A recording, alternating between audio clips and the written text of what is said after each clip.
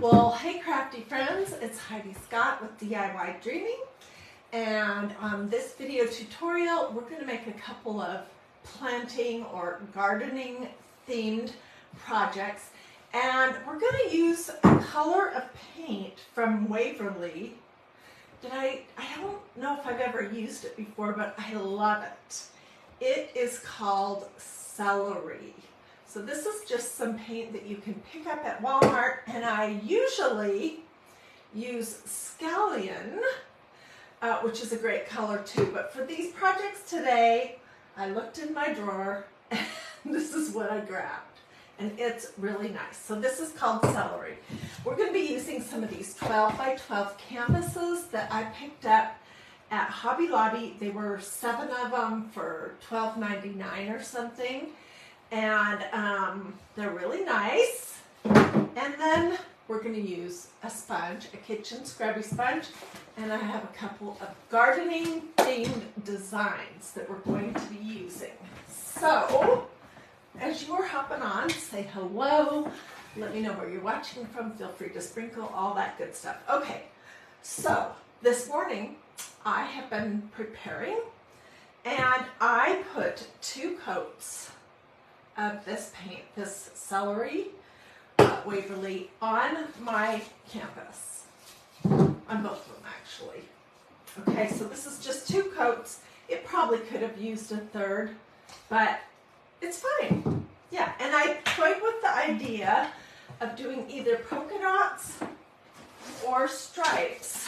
I don't know if you guys remember a week or 2 ago when I did these projects, I was thinking about doing white polka dots or white stripes, but I decided to just keep it plain and instead to focus on a treatment that we'll do on the edge.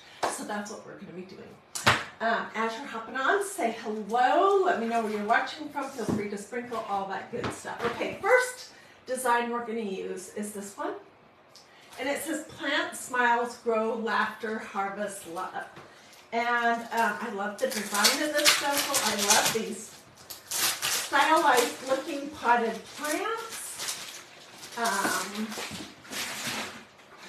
You could use just this or all of it, or use the words separate. It's totally up to you.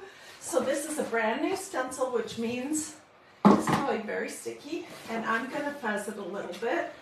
Fuzzing, in case you are new, is just when you're applying a little bit of like a fiber, a lint or something to your design to make it a little bit less sticky. And I could do it on something like this sweatshirt, a pair of jeans, a low lint tea towel.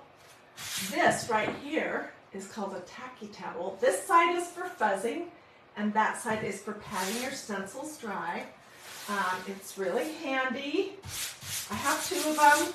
They get washed in the washing machine just with all my normal towels and put in the dryer, and yeah, they're great.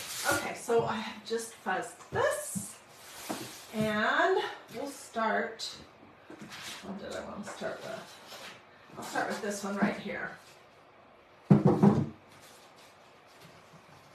So the edge treatment is what is going to really make this project stand out. And I don't know if you've seen this before. It's done with this Scrubby kitchen sponge that I cut into smaller pieces. This is the second design that we'll be doing, and this one says to plant a garden is to believe in tomorrow. So I was just thinking about a gardening theme and green.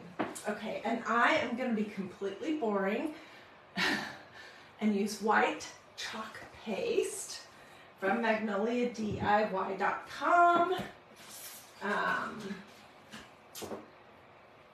This stuff is great.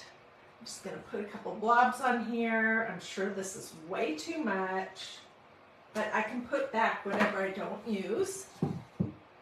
Oh, and in case you don't know this, these stencils from MagnoliaDIY.com are reusable many times. I think the company says 15 but I've used some of mine 30, 40 or more times. If you take care of them, wash them promptly with cool water, lay them out with the sticky side up to dry, put them back on the sheet that they come on. They're a great investment. I'll use this year. I'll put it away probably at Christmas time and bring it back out next year and the year after and the year after. Okay, so the trick with stenciling on these stretched canvases is to make sure that you don't go over and over and over the design too many times. You just want to get it all covered. Oh, maybe I didn't put too much ink on here, or chalk paste on here. You don't want to go over and over and over, and I know I sound like a broken record, but still, I just want to make sure everyone knows, because if you go over and over and over, what you're usually doing is pushing too much of your medium underneath the stencil, and then it looks all blurry and not sharp and crisp.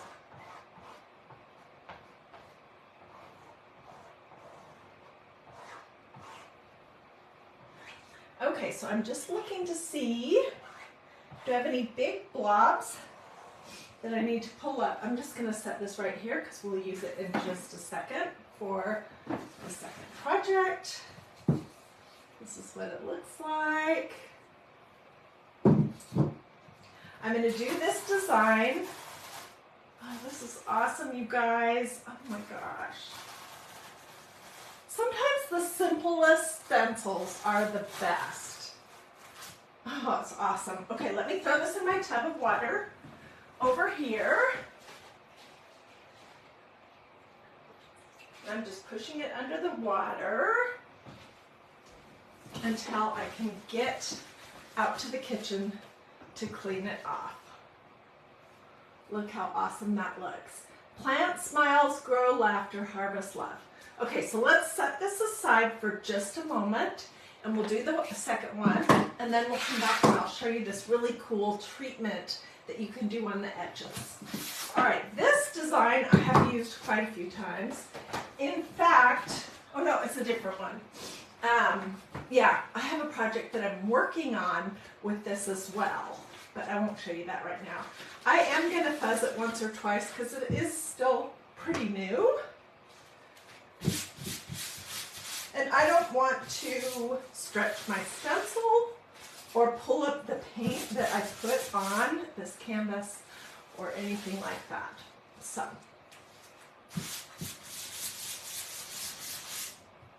tell me in the comments, who is itching to get outside in the garden? Is anybody just dying to get out there and start working in your yard? Or maybe you already have. We are, at my house, we are about to begin a big project in our backyard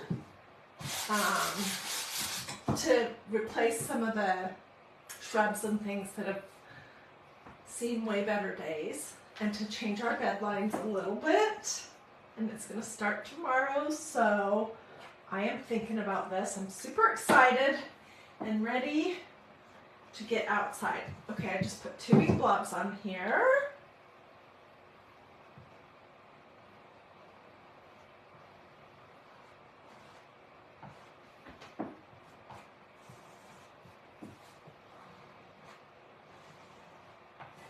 And you're just looking to make sure that your medium, your chalk paste, has gone through the holes in your stencil, and then you want to pull up the big clumps and force yourself to stop.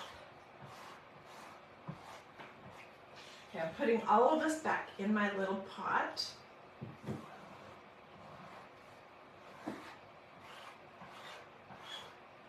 And just looking and pulling up my blobs. This is what it looks like.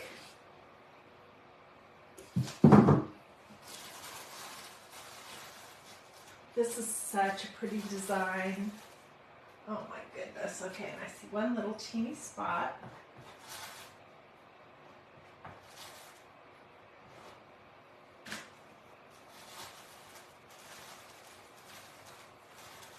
Oh, it's just lovely. Okay, this is going in my little pot as my little tub of water over here as well. So it can soak until I can get out to the kitchen. Oh, look how pretty that is.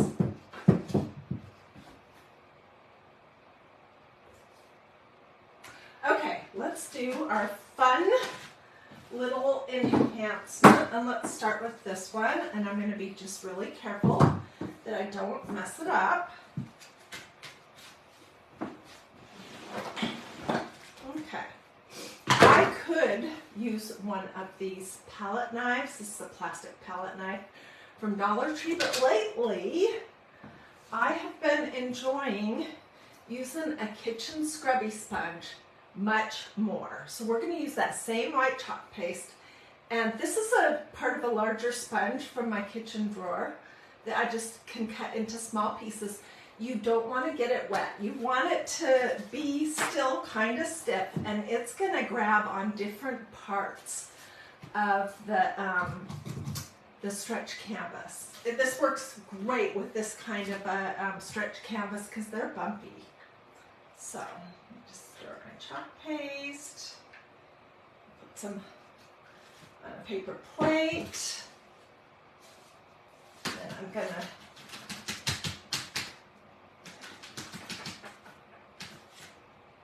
just dip my sponge in there, and I'm basically just gonna hit the edges.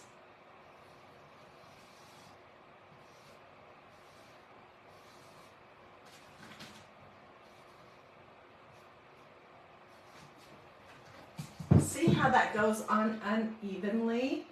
That is part of what I like about doing this method of, it's kind of like you're distressing the edges of your project. And because this chalk paste is going on kind of thick in different spots, it's going to take a little bit longer to dry. So just know to don't rush to handle it. Put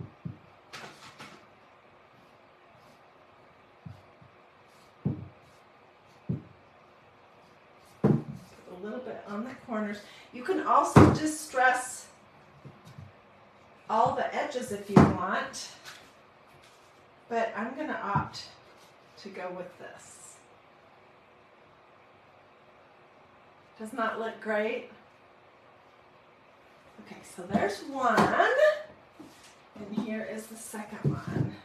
These would be great together. I could just put them on a wall, either one on top of the other, or put them side by side, or I could do a third, and there's a really cute design that says Flower Market, and it's got like a watering bucket with some pansies.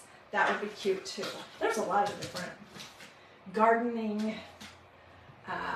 flower-themed designs at Magnolia.